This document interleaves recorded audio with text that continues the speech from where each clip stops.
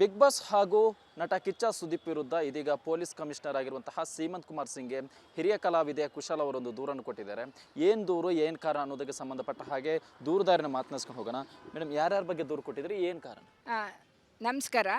ಕುಶಲ ರಂಗಭೂಮಿ ಕಲಾವಿದೆ. ದೂರು ಕೊಟ್ಟಿರೋದು ಮುಂಚೆನೂ ದೂರು ಕೊಟ್ಟಿದ್ದೆ, ಇವತ್ತು ದೂರು ಕೊಟ್ಟಿದ್ದೀನಿ. ಯಾಕೆಂದರೆ ಬಿಗ್ ಬಾಸ್ ನಡೀತಾ ಇರೋದು ಇದು 12ನೇ ಸೀಸನು.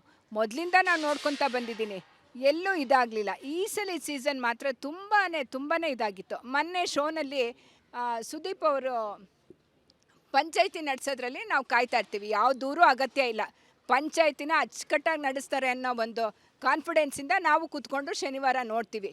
ಇದರಲ್ಲಿ ರಘು ಅವರು ಸ್ಪರ್ಧಿ ಆದಂಥ ರಘು ಅವ್ರು ಮಾತಾಡ್ತಾರೆ ಅಡುಗೆ ಮನೆಯಲ್ಲಿ, ನಾನು ಎಲ್ರಿಗೂ ಅಡುಗೆ ಮಾಡಿ ಹಾಕೋಕ್ಕೆ ನನಗೇನು ತೆವಲಿಲ್ಲ.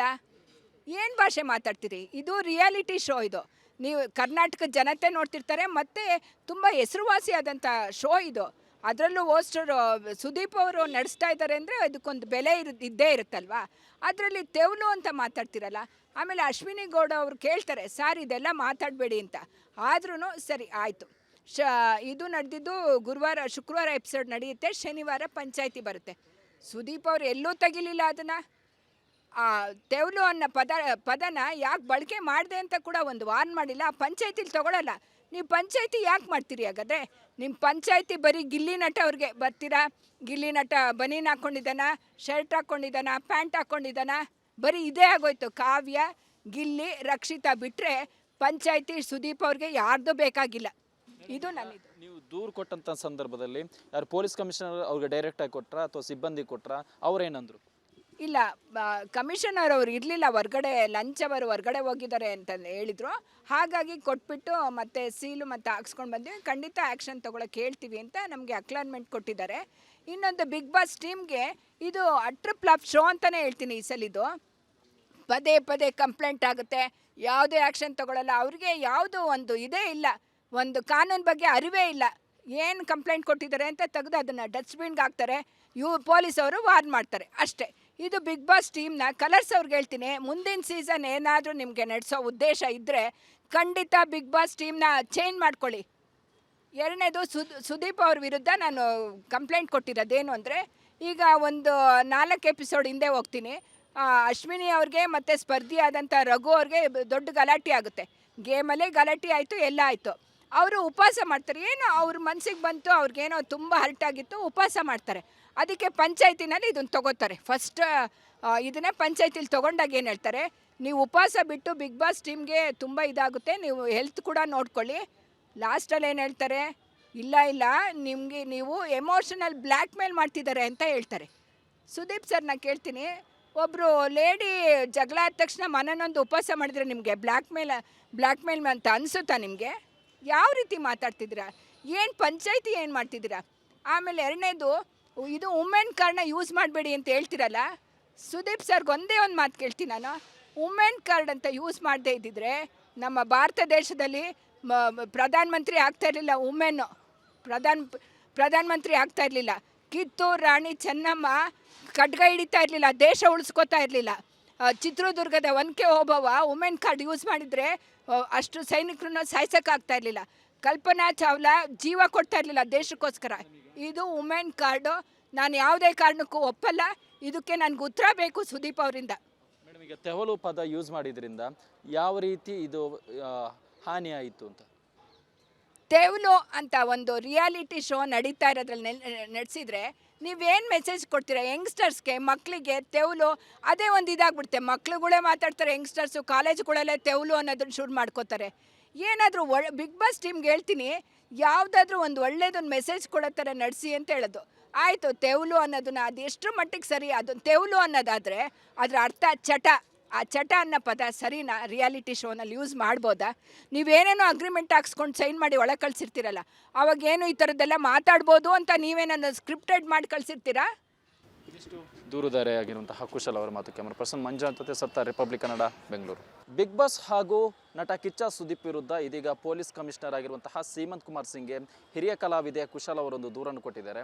ಏನು ದೂರು ಏನು ಕಾರಣ ಅನ್ನೋದಕ್ಕೆ ಸಂಬಂಧಪಟ್ಟ ಹಾಗೆ ದೂರುದಾರನ ಮಾತನಾಡಿಸ್ಕೊಂಡು ಹೋಗೋಣ. ಮೇಡಮ್, ಯಾರ್ಯಾರ ಬಗ್ಗೆ ದೂರು ಕೊಟ್ಟಿದ್ರಿ, ಏನು ಕಾರಣ? ನಮಸ್ಕಾರ. ಕುಶಲ ರಂಗಭೂಮಿ ಕಲಾವಿದೆ. ದೂರು ಕೊಟ್ಟಿರೋದು ಮುಂಚೆನೂ ದೂರು ಕೊಟ್ಟಿದ್ದೆ, ಇವತ್ತು ದೂರು ಕೊಟ್ಟಿದ್ದೀನಿ. ಯಾಕೆಂದರೆ ಬಿಗ್ ಬಾಸ್ ನಡೀತಾ ಇರೋದು ಇದು 12ನೇ ಸೀಸನು.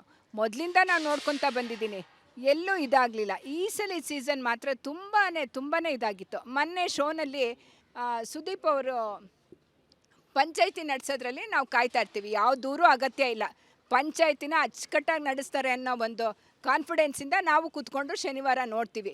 ಇದರಲ್ಲಿ ರಘು ಅವರು, ಆ ಸ್ಪರ್ಧಿ ಆದಂಥ ರಘು ಅವ್ರು ಮಾತಾಡ್ತಾರೆ ಅಡುಗೆ ಮನೆಯಲ್ಲಿ, ನಾನು ಎಲ್ರಿಗೂ ಅಡುಗೆ ಮಾಡಿ ಹಾಕೋಕ್ಕೆ ನನಗೇನು ತೆವಲಿಲ್ಲ.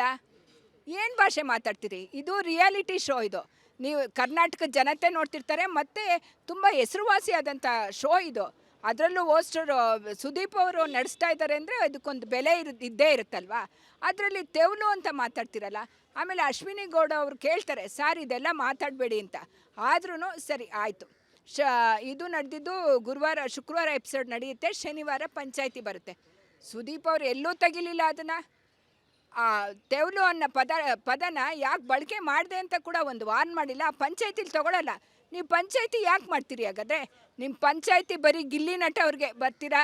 ಗಿಲ್ಲಿ ನಟ ಬನೀನ್ ಹಾಕ್ಕೊಂಡಿದ್ದಾನ, ಶರ್ಟ್ ಹಾಕ್ಕೊಂಡಿದ್ದಾನ, ಪ್ಯಾಂಟ್ ಹಾಕ್ಕೊಂಡಿದ್ದಾನ, ಬರೀ ಇದೇ ಆಗೋಯ್ತು. ಕಾವ್ಯ, ಗಿಲ್ಲಿ, ರಕ್ಷಿತಾ ಬಿಟ್ಟರೆ ಪಂಚಾಯತಿ ಸುದೀಪ್ ಅವ್ರಿಗೆ ಯಾರ್ದು ಬೇಕಾಗಿಲ್ಲ.